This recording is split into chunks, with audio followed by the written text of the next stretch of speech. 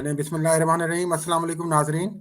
आज मैं इब्तदाइया कर रहा हूँ अवैस सलीम साहब की जगह पे। तो हमारे साथ अवैस सलीम साहब हैं और जावेद रहमान साहब हैं, और हमारे बहुत ही ख़ास मेहमान आज हैं मोहम्मद वकार भट्टी साहब। ये पाकिस्तान में हेल्थ रिपोर्टिंग के हवाले से एक ज़बरदस्त नाम है इनका।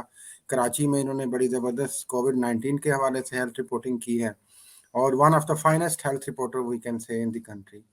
और रिसेंटली ये जियो न्यूज़ पाकिस्तान और द न्यूज़ इस्लामाबाद के लिए ये अब रिपोर्टिंग करते हैं हेल्थ इश्यूज़ पे एज ए स्पेशल कॉरेस्पॉन्डेंट। और रिसेंटली ये कैपिटल सिटी इस्लामाबाद मूव हुए हैं। भट्टी साहब और नाजरीन, आज हमारा जो मौजू है ख़ास तौर पे वो है जो मेडिकल के इश्यूज़ हैं, ख़ास तौर पे पिछले 2-3 साल में हम पाकिस्तान में देख रहे हैं। एक तो कोविड का भी बैकग्राउंड था, फिर उसके बाद इन्फ्लेशन का, और जो सारी सूरत हाल महंगाई की बनी है, और जो लैक ऑफ पॉलिसीज़ रहा है, उसकी वजह से हमने देखा अद्वियात की कीमत बहुत ज़्यादा पाकिस्तान जैसे मुल्क में और मुल्कों में भी यकीनन बढ़ी होंगी, इन्फ्लेशन हुई है तो डॉलर की सप्रेशन की वजह से। और उसके अलावा जो चैलेंजेस हैं, और उन चैलेंजेस की वजह से जो आम आदमी सफ़र कर रहा है, खास तौर पे हमारी मेजॉरिटी जो मोर देन 50% जो है बिलो द पॉवर्टी लाइन है पाकिस्तान में ऑलमोस्ट, वो कैसे बेचारे सफ़र कर रहे हैं मेडिकल इश्यूज़ के हवाले से हॉस्पिटल्स में और अद्वियात के हवाले से। तो अवैध साहब से हम आज नाजरीन पूछेंगे थोड़ा सा कि अमेरिका में इस इशू के हवाले से क्या है, महंगाई का जो मेडिकल इश्यूज़ हैं और सेहत के इश्यूज़ हैं, और अद्वियात के हवाले से वहाँ पे क्या असर पड़ा है, और थोड़ी थोड़ी हम अपना इनपुट देंगे। तो मैं आगाज़ करना चाहूँगा पहले तो अवैस सलीम साहब आपसे थोड़ा सा हमें बैकग्राउंड ये भी बता दें कि आप जहाँ बैठे हुए हैं अमेरिका में, वहाँ पे एक तो कोविड के साथ क्या सूरत हाल हुई, और बाद में अभी तक जो इन्फ्लेशन वहाँ पे भी नो डाउट बढ़ी है, और वहाँ पे भी एक हम देख रहे हैं कि इकोनॉमिक क्राइसिस रहा है। तो उसकी वजह से क्या इम्पैक्ट पड़ रहा है जो आम अमेरिकन हैं उनकी सेहत पे, और उनको जो उनकी एक्सेस है जो मेडिकल इश्यूज पे और अद्वियात पे, उसके हवाले से। जी, शुक्रिया गिलानी साहब। और मैं भट्टी साहब का और जावेद साहब का भी शुक्रिया अदा करता हूँ हमें ज्वाइन करने के लिए। देखें, पाकिस्तान में और अमेरिका में जो पहले तो मैं जो हमें देख रहे हैं, मैं उनकी खिदमत में ये कहना चाहता हूँ कि हम बात आज इस पे कर क्यों रहे हैं। हम अमूमन सियासत पे बात करते हैं, लेकिन हमने सहाफत के तालिब इल्म के तौर पर जो पढ़ा है, सीखा है, मैं और आप एजुकेशन रिपोर्ट करते रहे हैं। तो हमने ये सीखा है कि एजुकेशन, हेल्थ, इस टाइप के जो पब्लिक इश्यूज हैं, इनको बड़ा कम मौका मिलता है कि वो मेन स्ट्रीम मीडिया में जगह बना सकें। खासतौर पर हमारे जैसे माहौल में जहाँ पर हमेशा सियासत डोमिनेट करती रहती है, लेकिन इन इश्यूज पर जो आम आदमी के इश्यूज हैं, बात करना बड़ा जरूरी है। अब जो आपका सवाल है, जो आप एक तकाबली जायजा कर रहे हैं पाकिस्तान और अमेरिका का, देखें कुछ फंडामेंटल डिफरेंसेस हैं पाकिस्तान में और वेस्ट के अंदर। यहाँ पर जो है वो एक तो सारा जो काम चलता है वो है इंश्योरेंस के थ्रू चलता है। आपकी मेडिकल इंश्योरेंस जिसको लेके आपने डॉक्टर के पास जाना है वो अलहदा है। आप अगर आपके पास इंश्योरेंस नहीं है तो फिर आपको आउट ऑफ पॉकेट पैसे देने पड़ते हैं, जो इलाज बहुत महंगा है। सरकारी अस्पताल उस तरह से है नहीं, तो फिर अमूमन मैंने देखा है कि वो लोग जो इंश्योरेंस अफोर्ड नहीं कर सकते, वो या अस्पताल नहीं जाते, या वो भी खुद ही कोई ना कोई टोटका करने की कोशिश करते हैं, या ये जो चैरिटी हॉस्पिटल्स हैं वहां जाते हैं। दवाइयों के लिए आपको एक अलहदा, उसको ड्रग इंश्योरेंस कहते हैं, आपको वो चाहिए होती है। आप वो लेके आप थोड़ा सा डिडक्टेबल दे के, यानी अपना शेयर दे के, आपको बड़ी रिड्यूस्ड कॉस्ट पे वो सब्सिडाइज्ड मिल मिल जाती हैं। जाती है। मेरा लेकिन ख्याल है पाकिस्तान। आप जो ये है मसलन जो प्रिस्क्रिप्शन ड्रग्स हैं, यानी जो डॉक्टर दवाइयां लिख के देता है, एंटीबायोटिक्स जो हैं, वो आप अपने तौर पर किसी भी स्टोर पे जाके नहीं खरीद सकते। ओवर द काउंटर मेडिसिन में आपको ये जुकाम, बुखार, इस तरह की चीजें तो शायद मिल जाएं, लेकिन वो जो एंटीबायोटिक्स हैं वो नहीं मिलेंगी।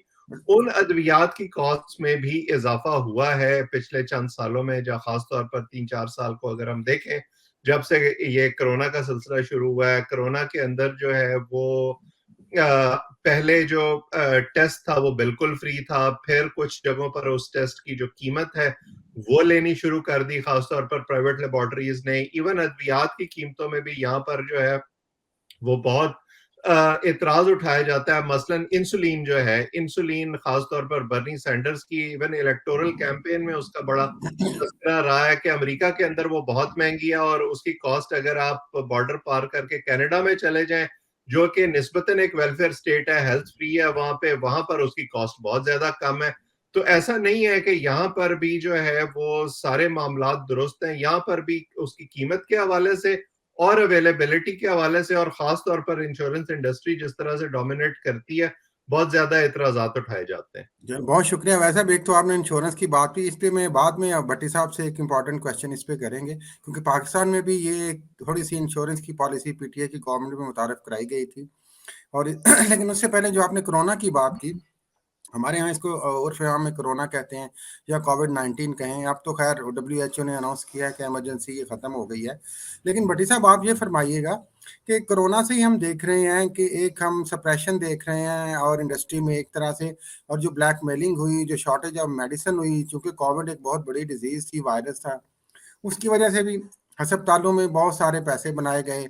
उसकी वजह से जो हमारी ये फार्मास्यूटिकल मैन्युफैक्चरर्स हैं, उन्होंने पैसे बनाए, बहुत सारी चीज़ें शॉर्ट हुई। उसके बाद हम देखते हैं कि मुसलसल इन्फ्लेशन की वजह से 2-3 दफ़ा पिछले 2-3 सालों में अद्वियात की कीमत बहुत ज़्यादा बढ़ गई है। इवन कि आम आदमी की एक्सेस से ये दूर लगती हैं। रिसेंटली इकोनॉमिक कोऑर्डिनेशन कमेटी जो पाकिस्तान की है, उन्होंने 20% अद्वियात में इजाफे की मंजूरी दी है। आप इस थोड़े से पस मंज़र को भी, कोविड से जो शुरू हुआ है और ये जो इन्फ्लेशन का इम्पैक्ट अद्वियात पे पड़ा है और उसके और क्या इम्पैक्ट है और क्या उसके एंगल्स हैं, उस पे काइंडली हमें थोड़ा-सा और नाज़रीन को थोड़ा-सा ब्रीफ करें। बहुत शुक्रिया गिलानी साहब, आपने मुझे मौका दिया कि मैं थोड़ा सा इस पे लोगों को बताऊं कि पाकिस्तान में हेल्थ केयर की सूरत हाल है क्या, अद्वियात का मामला क्या है, और ओवरऑल जो हेल्थ केयर है वो पाकिस्तान में किस तरह ये शोबा जो है वो ऑपरेट करता है। पाकिस्तान में देखें बहुत सारी गलतफहमियां हैं जिनको मैं दूर करना चाहता हूँ आज यहाँ पे आपके प्रोग्राम के जरिए। पहली बात तो ये है कि देखें हेल्थ केयर एक बहुत बड़ा सेक्टर है। अगर आप बीमार होते हैं तो सबसे पहले आप डॉक्टर के पास जाते हैं। अब वो डॉक्टर प्राइवेट हो सकता है, प्राइवेट अस्पताल में आप जा सकते हैं, या किसी सरकारी अस्पताल में जा सकते हैं, या चैरिटी अस्पताल में। ये 3 तरह के हमारे पास सिलसिले हैं जो एलोपैथिक मेडिसिन में हमारे पास सिलसिले हैं। सरकारी और चैरिटी अस्पतालों में आपसे कोई फीस नहीं ली जाती, लेकिन वहाँ पे आपको पता है कि सूरत हाल ये है कि आपको घंटों इंतज़ार करना पड़ता है, डॉक्टर आपको टाइम नहीं देता, और उसके बाद वो एक पर्ची पे कुछ लिख के देता है। अद्वियात अस्पतालों से नहीं मिलती। तो 70% लोग जो हैं वो अपना इलाज जो है वो प्राइवेट अस्पतालों से कराते हैं। अब प्राइवेट अस्पताल का मसला ये है कि आपको प्राइवेट अस्पताल में डॉक्टर की फीस देनी है, जो कि कुछ अर्सा पहले तक कम अज कम तकरीबन अगर आप अस्पताल में जाते हैं तो 500 रुपये थी, और अगर आप प्राइवेट किसी जनरल फिजिशियन के पास जाते थे तो वो 200 से 300 रुपये थी। अब सूरत हाल ये है कि इस इन्फ्लेशन की वजह से प्राइवेट अस्पतालों में जो डॉक्टर्स की फीस है वो 2000 से लेकर 5000 रुपये तक हो चुकी है। मैं अभी कुछ दिन पहले अपने बेटे को लेके गया था एक पिंडी में एक स्पेशलिस्ट के पास, और उन्होंने मुझसे 5000 रुपये चार्ज किए। 5000 रुपये एक वर्किंग क्लास के जर्नलिस्ट के लिए, एक 1 लाख रुपए कमाने वाले बंदे के लिए, अगर वो 2 दफा जो है वहां पे जाता है किसी डॉक्टर के पास, तो 5000 और 5000 10,000 रुपए सिर्फ डॉक्टर की फीस देना, ये तो और हो गया जो पहला। बिलो दी पॉवर्टी लाइन है वो तो बिल्कुल ही अफोर्ड नहीं कर सकते भट्टी साहब। वो तो सोच वो भी नहीं वो सकते वो ना कि वो वो स्पेशलिस्ट के सोच पास है। वो सोच भी नहीं सकते।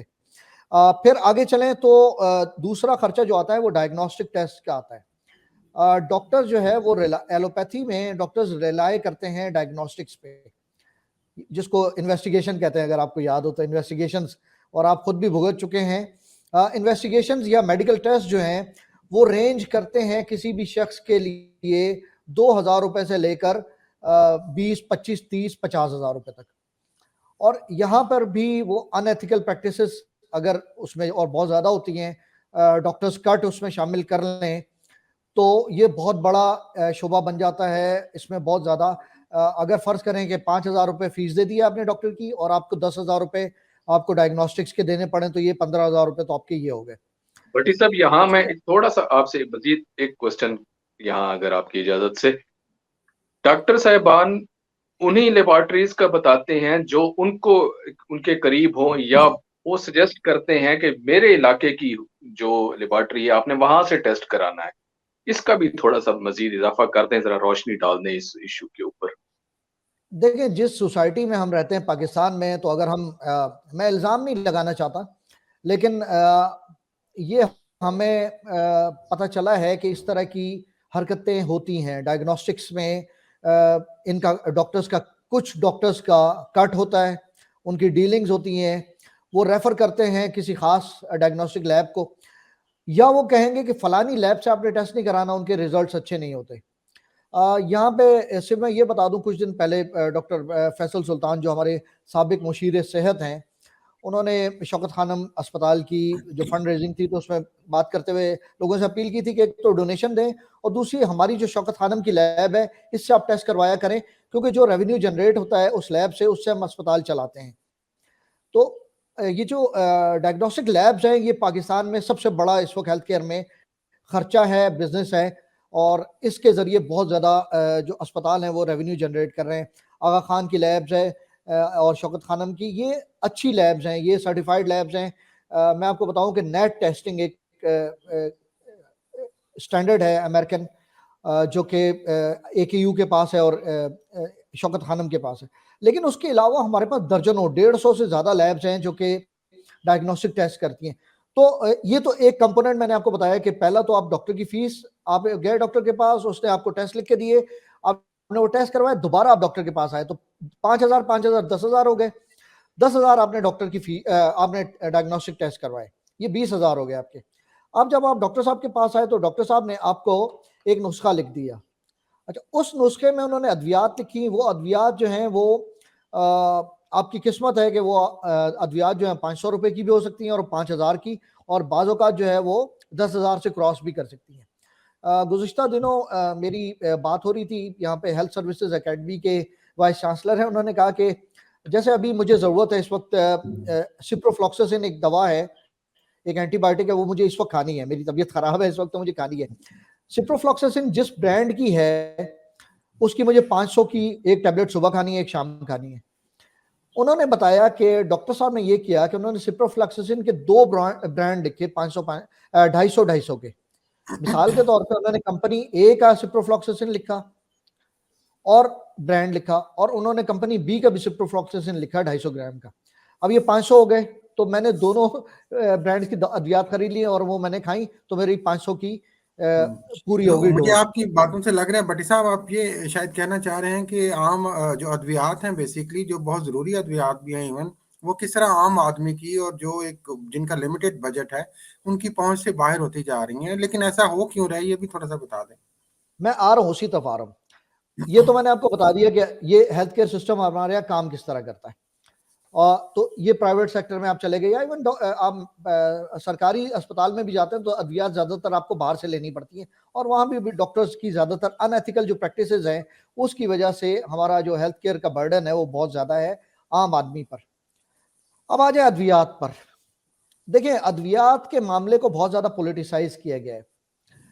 पहली बात तो ये है कि पाकिस्तान में मेरा ख्याल है कि सिर्फ 2 चीज़ें हुकूमत पाकिस्तान कंट्रोल करती है। पहली है पेट्रोलियम प्रोडक्ट्स, जिनका हर 15 दिन के बाद उनकी कीमतें आती है, कभी महीने के बाद होता है, कभी 15 दिन के बाद होता है।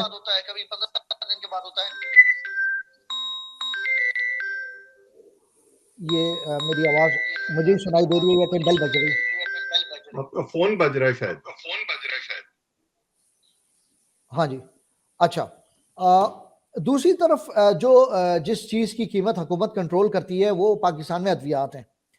पाकिस्तान में किसी भी दवा की कीमत कोई भी शख्स, कोई भी कंपनी, कोई भी मेडिकल स्टोर अपनी तरफ से नहीं बढ़ा सकता।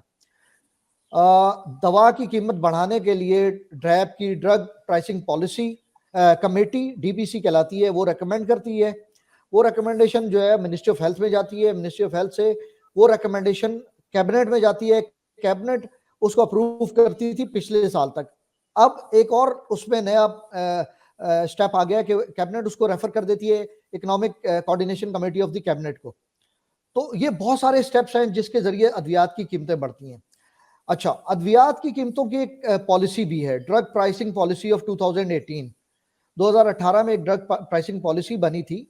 उसके तहत ये था कि जो भी मुल्क में इन्फ्लेशन होगी किसी भी साल में, लेट्स से कि 2020 में मुल्क में इन्फ्लेशन थी 20%, मैं मिसाल के तौर पे आपको कह रहा हूँ, तो उसमें यह था कि अद्वियात जो है उनकी कीमतें बढ़ाई जा सकती हैं इन्फ्लेशन के हिसाब से ऑटोमेटिकली, और वो होगा कि एसेंशियल मेडिसिन जो कि सिर्फ 300 हैं, उनकी कीमतें सिर्फ 7% तक बढ़ाई जा सकती हैं, 7% ऑफ द इन्फ्लेशन। और नॉन एसेंशियल जो कि तकरीबन 60 से 80 हजार अद्वियात हैं, वो उनको 10% तक बढ़ाया जा सकता है।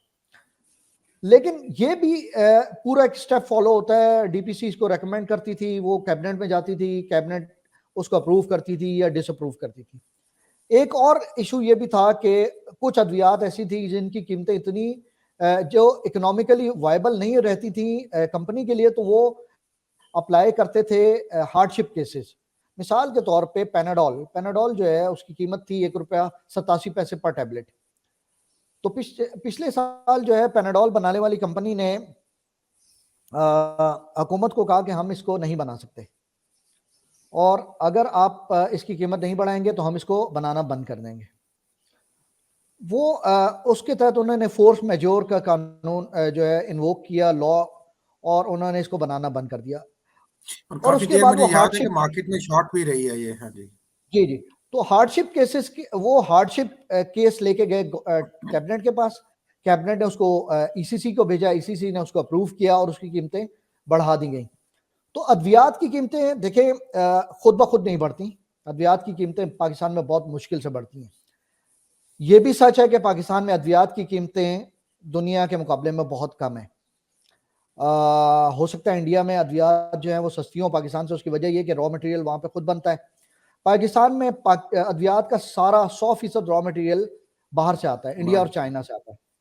इनका पैकेजिंग मटेरियल बाहर से आता है। इनके जो एक्सिपिएंट्स होते हैं, यानी कि दवा में 2 चीजें होती हैं, एक को कहते हैं एक्टिव फार्मास्यूटिकल इंग्रेडिएंट जो मेन कंपोनेंट होता है दवा का, और एक होते हैं एक्सिपिएंट्स होते हैं जो बाइंडर्स होते हैं जिनसे दवा को, उस एपीआई को इकट्ठा किया जाता है। या सिरप है तो उसमें मेन दवा जो होगी वो किसी लिक्विड में होगी, कोई सॉल्वेंट होगा, तो उनमें तो ये सारा जो खामाल है ये बाहर से आता है, चाइना और इंडिया से आता है।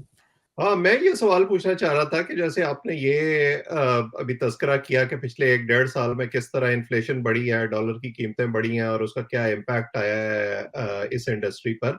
लेकिन हम ये दवाइयों की कीमतों में इजाफे का कोई 3-4 साल से सुन रहे हैं। इमरान खान साहब की जब हुकूमत आई, उनके पहले हेल्थ मिनिस्टर थे आमिर कियानी, हमने देखा कि उस वक्त एक बहुत बड़ा स्कैंडल हुआ, फिर उन्हें वजारत से हटाया गया। उसके बाद मुसलसल ये कीमतें बढ़ती रही हैं। तो थोड़ा सा वो बैकग्राउंड भी बता दें कि असल मसला है कहाँ?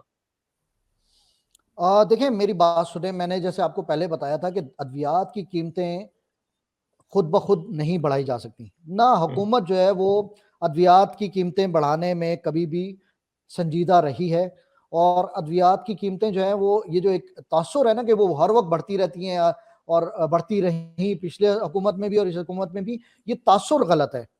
आमिर कियानी साहब जब नई नई इनकी हुकूमत आई थी तो उस वक्त बहुत सारे हार्डशिप केसेस थे। जैसे मैंने आपको बताया, हार्डशिप केस वो होता है कि पेनाडोल जो है वो 183 रुपए की अगर उसकी कीमत है, एमआरपी जिसको कहते हैं, जो मार्केट में बिकती है, और कंपनी कहती है कि मैं वो 183 रुपए में उसको बना नहीं सकते, तो वो हार्डशिप केस के तौर पे अप्लाई करते हैं और वो कहते हैं कि हमें 2.5 रुपए की गोली बनानी दी जाए।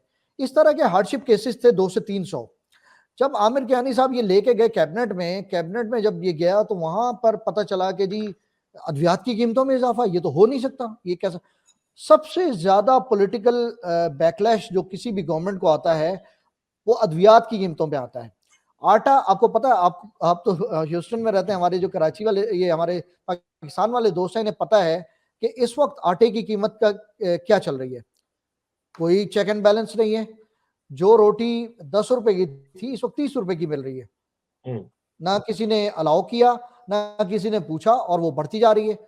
गोश्त की कीमतों को ले लें, चिकन जो है, चिकन पिछले साल तक 200 रुपए थी, अब जो है वो 800 रुपए में मिल रही है। 8 गुना इजाफा, 4 गुना इजाफा हुआ है। कोई इस पे कंट्रोल है? कोई कंट्रोल नहीं है किसी चीज का। मार्केट में जो मैं वो कैंडी की मैं मिसाल देता हूँ, एक्लेयर, ये एक्लेयर मिलती थी 50 पैसे की, अब वो जो है वो 5 रुपए की मिलती है। तो 10 उसकी रुपए की, 10 कीमत रुपए की। 10 रुपए की होगी ना, मतलब 50 पैसे से वो 10 रुपए की होगी 2 सालों में। अच्छा, इस पे कोई क्वालिटी कंट्रोल नहीं है और कोई प्राइस चेक नहीं है। यानी कि अगर आप एक्लेयर खा के मर जाएं तो कोई आपका इन्वेस्टिगेशन नहीं होगी, कोई नहीं पूछेगा कि वो बनती कैसे है, क्या उसका जो उसको गूंदा जाता है, क्या वो पाँव से गूंदा जाता है, क्या किया जाता है, उसमें रॉ मटेरियल क्या पड़ता है, चीनी कितनी पड़ती है, क्या चॉकलेट डलती है, वो कहाँ से आती है, ये कुछ जो सबसे ज्यादा रेगुलेटेड सेक्टर है वो अद्वियात का सेक्टर है। मैंने आपको बताया 100% खाम माल बाहर से आता है। एक्टिव फार्मास्यूटिकल इंग्रेडिएंट जो होता है केमिकल्स होते हैं। अब केमिकल्स जो है, एक केमिकल, एक नमक जो है जो इंडस्ट्रियल ग्रेड का है, जो इंडस्ट्री में इस्तेमाल होता है, एक खाने में इस्तेमाल होता है, और एक दवा में इस्तेमाल होता है। जो दवा वाला नमक है NaCl जो है वो 2000 रुपए किलोग्राम मिलता है, जबकि घर में इस्तेमाल होने वाला जो है 10 रुपए किलोग्राम मिलता है।